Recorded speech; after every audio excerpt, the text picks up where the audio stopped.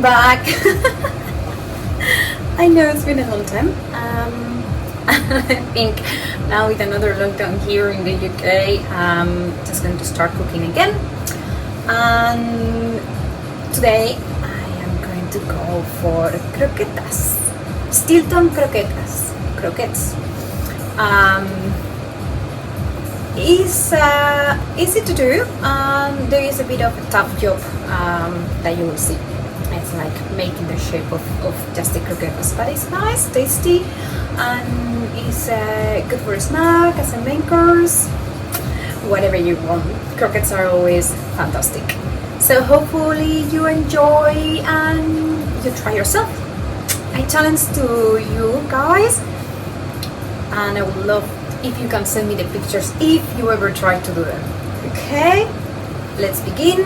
I'm gonna start washing my hands and let's do it.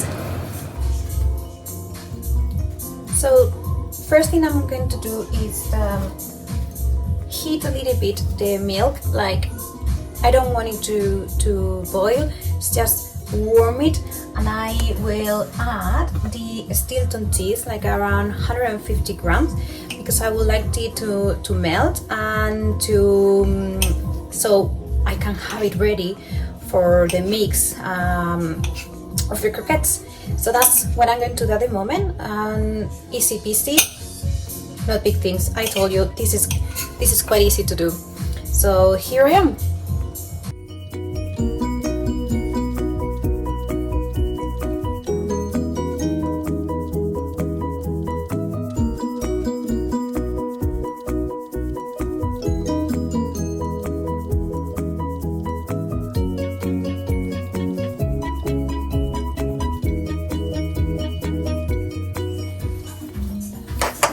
So the Stilton is nearly melted, it's not completely melted. So now we are gonna start with la rus, or I don't know, I don't know the word exactly. So it's not other than melting the butter. It's just like 125 grams of butter with 125 grams of flour. So we will mix this very well. We will let the flour be cooked a little bit, and once it's ready, we will start pouring the milk little by little, and with the help of this a whisker, we will be like cooking, because it will get dry very easily. So we need to pour some milk until everything is ready, and I will let you know when you are ready to finish with this. So let's do it.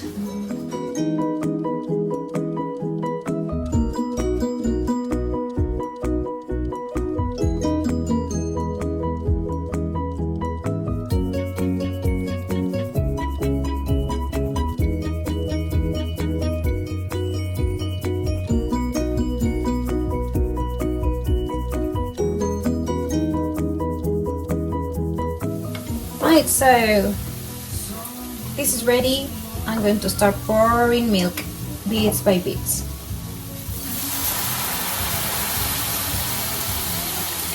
And I will start to whisk it.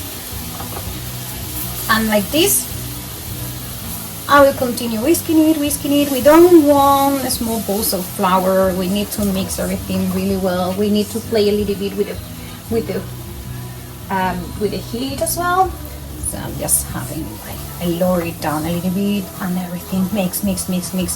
And yeah, you will build your strength on your arms. So I'll leave it here, and I will show you when I'm nearly finished, right?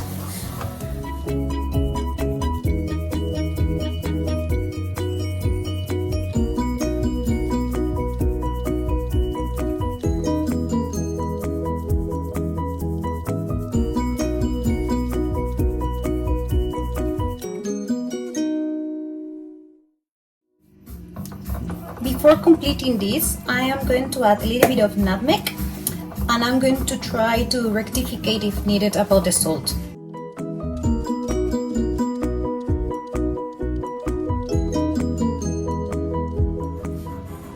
So when to know this bechamel is done, it's like when you start pulling it together and it's getting away from the borders of the pan.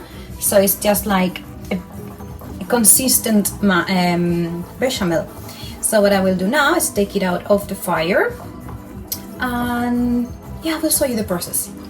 So now that it's out of the heat and it's completely, you can see it's perfect, it's a perfect mass, etc. I am adding some cubes of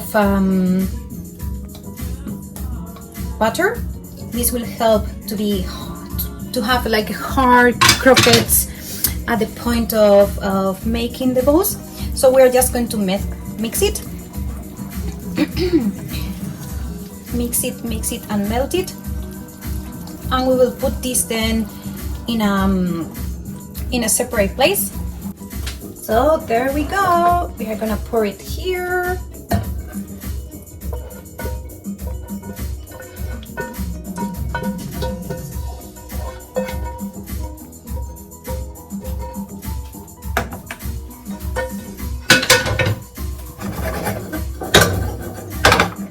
And important, I'm gonna put cling film, the non-sticky ones, over it. That's in the mass, that's in the bechamel, because what we don't want is to have like hard bits on top of it. So they say it's non-sticky, but it's more sticky than whatever it is. I don't know. Anyway, be careful. Don't burn yourself because this is so hot. Just cover it, make it touch the whole mass, and it's ready to cool down for a long time. We will see the next process later on. We are done. Hey again! Okay, so I have left the bechamel for a full day in the fridge. So it's cold, as you can see. I'm still having the plastic here, so there is no hard top on it. And what we need to do right now is just shaping the croquettes. I have whisked a couple of eggs here. I have breadcrumbs. So my advice for breadcrumbs is like you use the thinnest breadcrumbs that you can find in the supermarket, and it's about ready to start. There is in the old times the way to do the croquettes is with 2 spoons. You take the mass, you shape them with a spoon, etc. I have never done that. I am not a good I cannot actually do things properly with 2 spoons. So I have this. What is this? These are like scissors, and they have different accessories. Okay, I have put the big one for balls. You can use them as well to make meatballs. So you can take from the meat, you take it, you press, and then you release, and you get the same quantity for each individual meatballs. I'm going to do exactly the same with the cheese balls, with the Stilton croquettes. I will take it, I will release it, I will put it on the breadcrumbs, take it out, put it in the egg, and then put it again into the breadcrumbs. I will fully cover them. And if I don't like the shape because they are not fully rounded, I will shape them a little bit with my hands. That's it. Easy peasy. So let's go!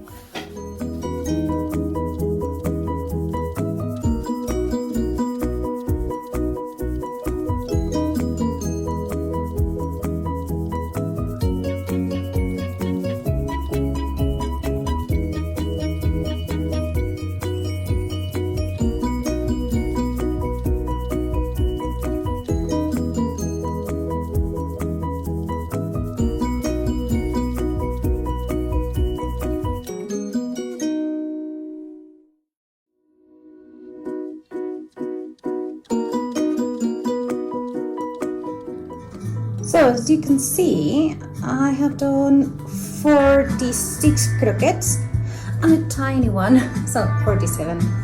And I have these recipients that you can cover and then you just put them in the freezer, and you can keep the croquettes in the freezer.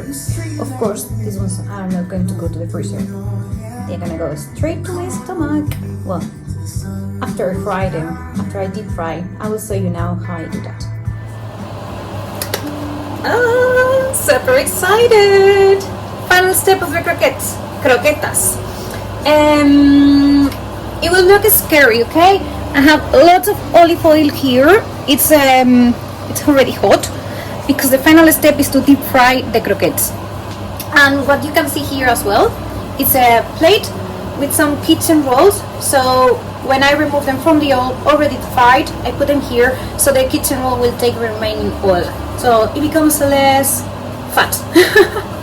So it's very simple. We'll just put the croquettes into the hot oil.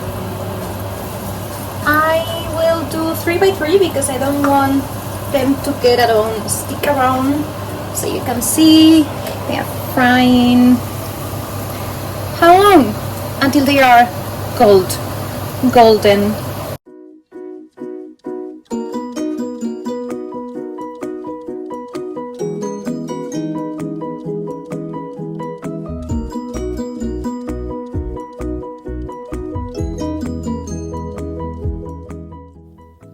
Hope you enjoyed the recipe. Hope you try. Very tasty, nice for adults, for kids, for everyone in the family. Enjoy them. Bye bye.